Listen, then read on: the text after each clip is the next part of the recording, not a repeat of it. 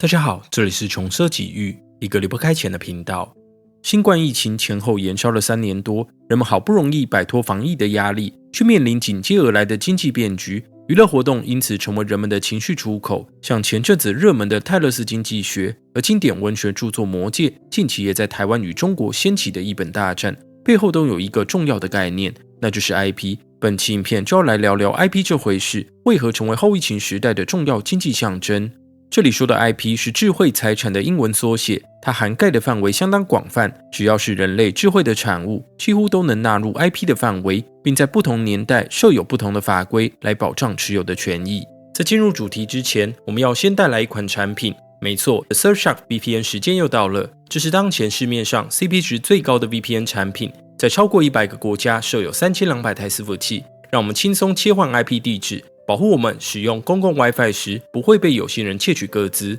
最近台湾一则新闻闹得沸沸扬扬，中华电信的合作业者遭指控把未实名的软号卖给诈骗集团，利用电信后台漏洞窃取用户个资。虽然目前全案还在调查当中，但像中华电信全台最大的电信企业都牵涉到个资外泄与诈骗行为中，可见个资窃取背后的非法价值有多么庞大。而我们一直推荐的 Surfshark， 他们的 VPN 可以加密我们的连线，避免骇客盗取个资。此外，还有 Alternative ID 这个产品，它可以产生全新的线上身份与电子信箱供您线上使用，避免将资料留给一次性使用的网站，且当遇到资料外泄时，还能避免真实资料被他人利用跟贩售。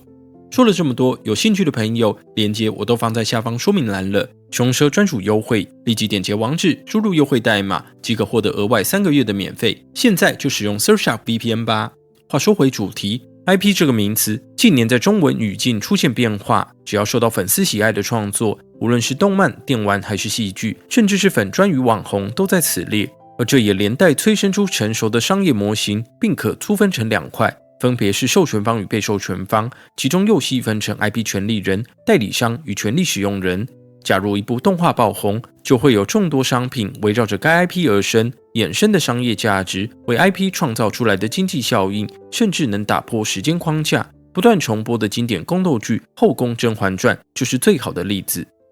把目光扩大到全球范围，全球授权市场报告显示，2022年全球授权商品与服务的销售额高达3400亿美元，年增率有8个百分点，其中以娱乐与角色 IP 最为值钱，消费额最高的区域则是北美，光是美国与加拿大就创造60%的消费额。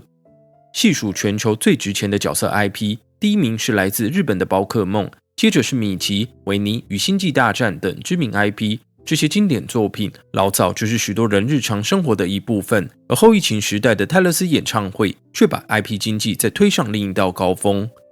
富比士2023年统计，世界巨星泰勒斯的巡回演唱会为美国创造将近60亿美元的消费效益。费城联准银行也公开表示，2023年5月是疫情爆发以来费城旅馆收入最高的月份，主因便是泰勒斯在当地举办演唱会。彭博把以上现象称为泰勒斯经济学，认为演唱会能带来如此广泛的影响，除了泰勒斯本人的实力与魅力，背后也有时代因素，而疫情造成的压抑与反扑就是其中一层动力。演唱会隐藏的经济潜力，甚至能引发国际角力。2024年3月，泰勒斯在新加坡举办演唱会，却引来泰国总理气噗噗的指控，说新加坡砸钱抢下泰勒斯在东南亚的独家演出权。几个区域大国为了一个明星演唱会大吵一架，背后可见经济利益有多么庞大。如果上升到 IP 经济的层次，我们会发现，不止先进国家在角逐 IP 市场，联合国贸发会议研究也发现，靠着智慧产权的操作，足以推动全球45个最低开发国家的经济转型。例如柬埔寨南部的贡布地区，过往以生产优质胡椒闻名，当地在注册产品地理标志后，在地农民的收入就翻了2倍之多。也因此，许多国家与企业当前都正企图掌握 IP 的话语权，但智慧财产的授权模式却也相当复杂。魔戒就是一个很经典的案例。英国文学大师托尔金上世纪完成大作《魔戒》，而在这2年，《魔戒》书本的 IP 在中国与台湾等华语地区进入公共版权领域，并立即引起一场翻译大战。细看托尔金作品过往的版权转手过程，远比翻译这回事还更加复杂。托尔金在上世纪30到50年代先后出版《哈比人与魔戒》等2部著作，并在1969年将电影商品化与舞台剧的改编权出售给美国电影公司联谊。当时双方协议，利润的 7.5% 归托尔金所有，但联谊发现，以当时的技术来看，真人版魔戒很难拍摄，加上公司遭遇了财务问题，便将版权再度转手到下一个买家，美国的大制片家查恩斯。而之后爆红的电影版魔戒授权方就是查恩斯的旗下企业。看到这里，可能有朋友好奇，托尔金的后人是否从魔戒系列作品与衍生性商品获益？资料显示，托尔金的子女共同创立托尔金遗产委员会，按照约定应可获得改编后的 7.5% 利润。而在电影魔戒取得成功之后，委员会曾把电影制作方告上法庭，并在2017年开启另一波版权战争。托尔金遗产委员会当时主张，早年查恩斯买下的改编权不包括超过8集的电视剧。这个消息瞬间拉抬魔戒的身价，亚马逊很快就击退其他竞争者，以2亿5千万美元买下影集的改编权。到了2022年，此事又有巨变，查恩斯旗下的企业看准影集即将上映，决定搭上热潮出售改编权，最终由瑞典游戏公司拥抱者集团拿下魔戒 IP， 据传 IP 价值超过20亿美元。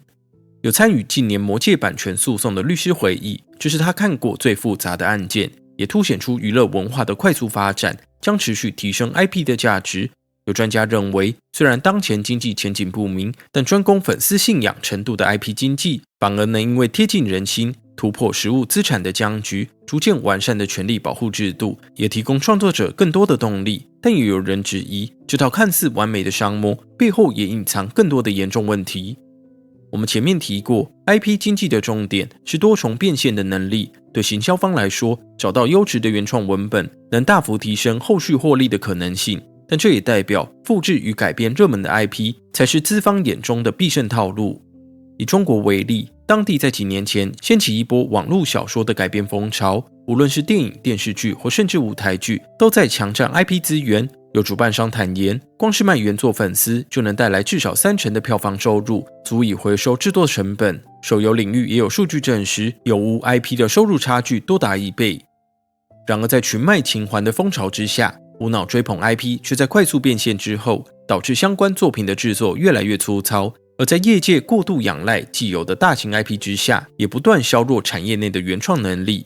这个问题其实不只发生在中国，台湾、韩国或甚至日本影视产业也出现 IP 至上的趋势。日本在2019年票房收入前20名的国产电影中，只有《天气之子》与《失忆的总理大臣》是原创剧本，其他全都来自 IP 改编，让不少资深的产业人士大感忧心。总结来说，在动荡而不确定的年代，大型 IP 承诺的美好体验成为人们心灵休息的出口。日益成熟的 IP 经济模式也提升人们享受娱乐的地板。虽然大型 IP 的寿命可能因为反复操作而缩短，或压缩到新创内容的空间，但这毕竟是大势所趋。至于未来会如何发展，就让我们继续观察。